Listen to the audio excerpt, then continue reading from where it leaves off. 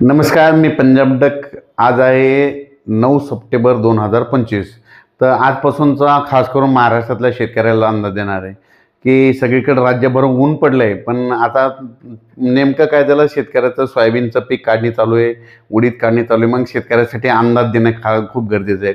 तर राज्यातल्या सर्व शेतकऱ्याला सांगू इच्छितो की तुम्ही काय करा की म्हणजे सांगायचं झालं तर आपण सुरुवातीला काय करू, उत्तर महाराष्ट्राकडे घेऊ. तर राज्यातल्या शेतकऱ्याला सांगू इच्छितो की उत्तर महाराष्ट्रातल्या शेतकऱ्याला सांगू इच्छितो की तुमच्याकडं 13 तारखेपर्यंत चांगलं सूर्यदर्शन होणार आहे. म्हणून उत्तर महाराष्ट्रातल्या नंदुरबार जिल्हा झालं, धुळे जिल्हा झालं, नाशिक जिल्हा झालं, जळगाव जिल्हा झालं, मुंबई, इगतपुरी ह्या ह्या ह्या जिल्ह्यातल्या शेतकऱ्यांनी अंदाज लक्षायचा. पण याच्यानंतर राज्यात परत पाऊस कधी येणार आहे, तर राज्यात सर्वात महत्त्वाचं की सर्व शेतकऱ्यांना सांगू इच्छितो की राज्यात हे खास करून अंदाज कशामुळे देत आहे काय की की खास करून मराठवाडा आणि पश्चिम महाराष्ट्रातल्या शेतकऱ्याला एक अंदाज देणार आहे. कारण की मराठवाडा आणि पश्चिम महाराष्ट्रातल्या शेतकऱ्याला सांगू इच्छितो की 13 तारखे ते 13 तारखेपासून ते 18च्या दरम्यान पश्चिम महाराष्ट्र आणि मराठवाड्यात काही काही ठिकाणी अतिमुसळधार पाऊस पडणार आहे, कुठं मुसळधार पडणार आहे, कुठं अतिमुसळधार पडणार आहे, हे अंदाज म्हणून लक्षात येतात. मग सांगायचं झालं तर पश्चिम महाराष्ट्रात सांगायचं झालं तर म्हणजे अतिमुसळधार पाऊस सांगायचं झालं तर सोलापूर जिल्हा, सांगली जिल्हा, जत, त्याच्यानंतर सातारा, पुणे, अहिल्यानगर ह्या पट्ट्यामध्ये काय होणार आहे, जरा मुसळधार पाऊस पडणार आहे, पुणेकडे पडणार आहे. त्यामुळे काय होणार आहे, पुण्याकडे पाऊस पडल्यामुळं काय होणार आहे, कोल्हापूरला जास्त पाऊस पडणार आहे. त्याच्यामुळे काय होणार आहे, नंतर राज्यामध्ये जे धरणं आहेत ते पश्चिम महाराष्ट्रातले सगळे धरणं भरले. मग त्या धरणामध्ये पाणी येणार आहे, परत पाणी सोडावं लागणार आहे. म्हणून पूर परिस्थिती परत नद्याला पाणी वाढणार आहे. म्हणून हे अंदाज खास करून पश्चिम महाराष्ट्रातल्या शेतकऱ्यांना अंदाज लक्षात द्यायचा. पश्चिम महाराष्ट्र कोकण पट्टीच्या सर्व शेतकऱ्याला सांगू इच्छितो की तुम्ही काय करा, 13 तारखेपर्यंत तुम्हाला वेळ आहे. 13 ते 18च्या दरम्यान पश्चिम महाराष्ट्रात म्हणजे कोकणपट्टीसह म्हणजे कोल्हापूर, सांगली, सातारा, पुणे सहित संपूर्ण कोकणपट्टी 13 ते 18च्या दरम्यान काही काही ठिकाणी अतिमुसळधार पाऊस पडणार आहे. म्हणून हा अंदाज लक्षात घेतला. त्याच्यामुळं काय होईल, पुण्याकडे पाऊस पडल्यामुळं धरणाचं पाणी सुटेल, ते पाणी तिकडं सांगली साताराकडे येईल. म्हणून त्याच्यामुळे नद्याच्या पाण्याच्या पातळीत वाढ होणार आहे. म्हणून आता सतर्क म्हणून 13 ते 18चा हा अंदाज सर्व शेतकऱ्यांनी लक्षात द्यायचा.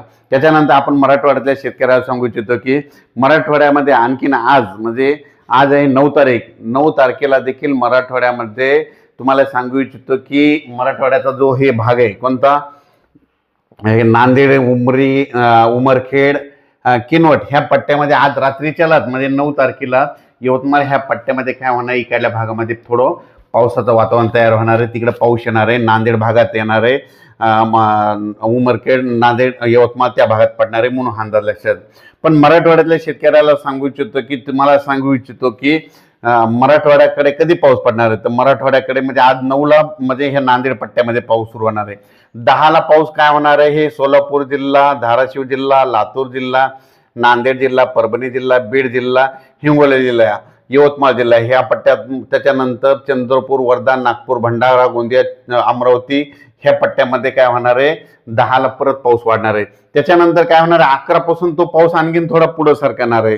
त्याच्यानंतर 12च्या नंतर परत काय होणार आहे की 12 नंतर परत सोलापूर जिल्हा, धाराशिव जिल्हा, लातूर जिल्ह्यामध्ये हे तेलंगणा कर्नाटक बॉर्डरच्या ह्या साईडच्या जिल्ह्यामध्ये सगळीकडे 12च्या नंतर आणखी. आणि मात्र 13ला मात्र ते पावसाचा आणखीन जोर वाढणार आहे.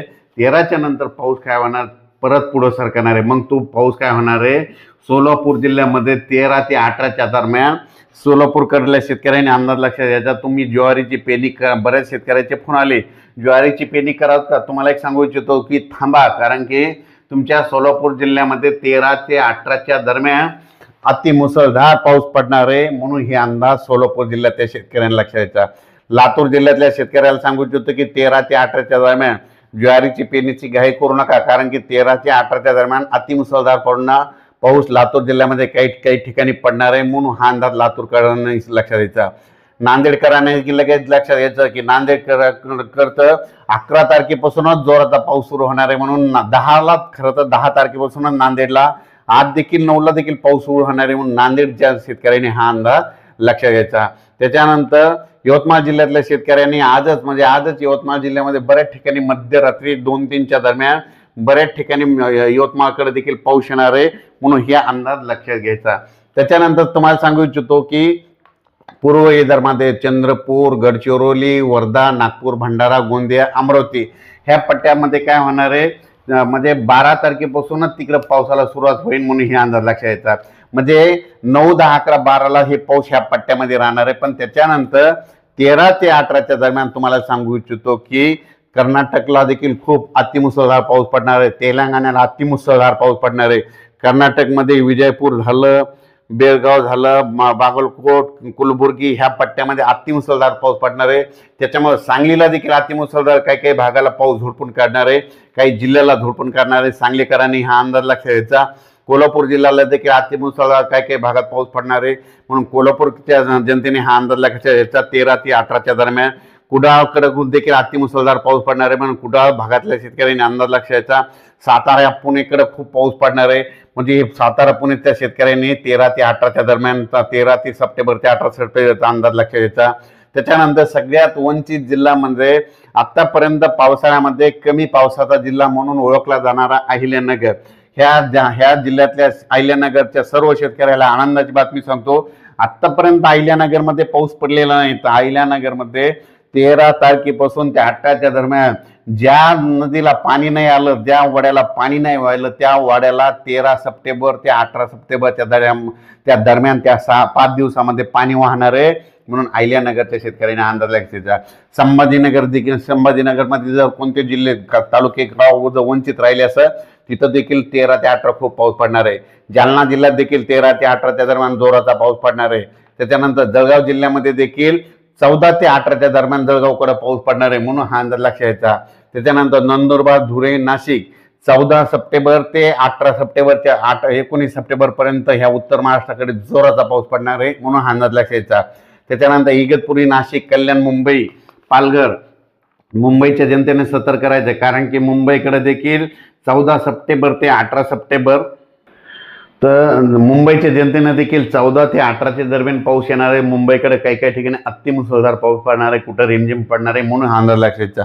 मुंबई, जुन्नर म्हणजे पुणे जुन्नर भाग हे सगळीकडं, त्याच्यानंतर संगमनेर ह्या सगळ्या पट्ट्यामध्ये सांगायचं झालं तर पाऊस म्हणजे सगळीकडे 14 ते 18च्या दरम्यानचा पाऊस पडणार आहे, म्हणून खास करून हा सगळ्यांनी लक्षात घ्यायचा। आणि कोल्हापूर खास करून सतर्क राहायचं कोणी की त्यामध्ये सांगायचं झालं तर लातूर जिल्हा, परभणी जिल्हा, बीड जिल्हा, अहिल्यानगर, त्याच्यानंतर सांगली जिल्हा, सातारा, पुणे, कोल्हापूर, कुडाळ आणि पुणे ह्या पट्ट्यातल्या म्हणजे मराठवाडा आणि पश्चिम महाराष्ट्राच्या काही जिल्ह्यामध्ये म्हणजे काही जिल्ह्याच्या काही भागामध्ये म्हणजे 13 सप्टेंबर ते 18 सप्टेंबरच्या दरम्यान जोराचा पाऊस पडणार आहे, म्हणून त्यांनी सतर्क राहावे। ज्यांचे नदी त्याच्यामुळे काय होईना नदीला पाणी येणार, तळ्याचं पाणी सोडावं लागणार आहे। तुम्हाला सांगतो लातूरकडे जास्त पाऊस पडल्यामुळे परत एकदा लातूरच्या मांजरा धरणाचं देखील पाणी सोडावं लागणार आहे, म्हणून लातूरच्या त्या अभियंत्यांना ही देखील 8 दिवस सतर्क राहण्याची गरज आहे। त्याच्यानंतर उजनी धरणाच्या कॅचमेंट एरियामध्ये म्हणजे उजनी धरणाचा जे कॅचमेंट एरिया कोणता आहे, पुणे तिकडला भाग म्हणजे तिकडल्या पट्ट्यामध्ये पाऊस पडणार आहे, त्याच्यामुळे उजनी धरणाचं देखील पाणी सोडावं लागण्याची परिस्थिती निर्माण होईल, म्हणून हे उजनीच्या देखील त्या नदीकाठच्या शेतकऱ्यांनी हा अंदाज लक्षात घ्यायचा।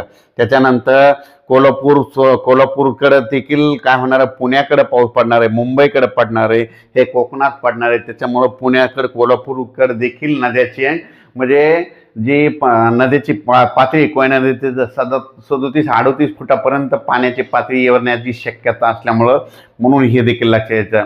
म्हणजे तिथल्या ज्या कोल्हापूरच्या ज्या नद्या आहेत त्यांची पाण्याची पातळी कशी धोक्याची पातळी 37 फूट असली की समजा पाण्याचे एवढा धोका नसतो, 39 ते 42 गेलं की थोडा धोका वाढायला सुरुवात होती, आणि 43ला मात्र बरेच गावामध्ये पाण्याखाली जातात 43 फुटावर पातळी गेल्याच्या नंतर, म्हणून हे देखील सांगू इच्छितो। त्याच्यानंतर हे पाऊस काय होणार आहे, कर्नाटककडे पडणार असल्यामुळे तिकडे देखील पाऊस पडणार आहे, इकडे देखील राहणार आहे, म्हणून राज्यात चांगला पाऊस राहणार आहे, म्हणून हा अंदाज सर्व शेतकऱ्यांना लक्षात घ्यायचा। त्याच्यानंतर विदर्भामध्ये सांगायचं झालं तर बुलढाणा जिल्हा, अमरावती जिल्हा, जळगाव जिल्हा, वाशिम जिल्हा, हिंगोली जिल्हा, जालना जिल्हा, संभाजीनगर, हे जळगाव जिल्हा, हे संपूर्ण मध्ये सगळीकडे 14 ते 18च्या दरम्यान सगळीकडे मग राज्यात पाऊस सुरू होणार आहे. पण सुरुवात काय होणार आहे म्हणजे आज 9 तारखेला फक्त सुरुवात होणार आहे इकडं नांदेड इकडल्या भागामध्ये, नांदेड उमेरखेड इकडं नायगाव त्या परिसरामध्ये, नांदेड जिल्ह्यामध्ये सुरुवात आज थोडी 9ला होणार आहे. 10ला पाऊस थोडा पुढं सरकणार आहे, 11ला पुढं सरकणार आहे, 12ला देखील 5-6 जिल्ह्यातच जाणार आहे. मात्र 13ला आणखीन तो पुढं सरकणार नाही. मात्र 14 ते 18चा मात्र राज्यात सगळीकडे वेगवेगळ्या भागात जोराचा पाऊस पडणार आहे, म्हणून हा अंदाज लक्षात द्यायचा.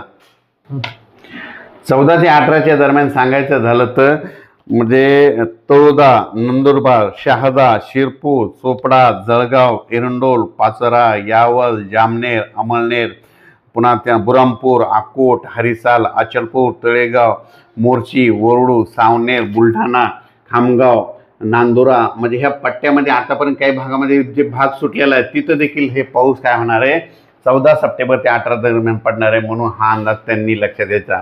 म्हणजे सांगायचं झालं तर राज्यात चांगला पाऊस पडणार आहे.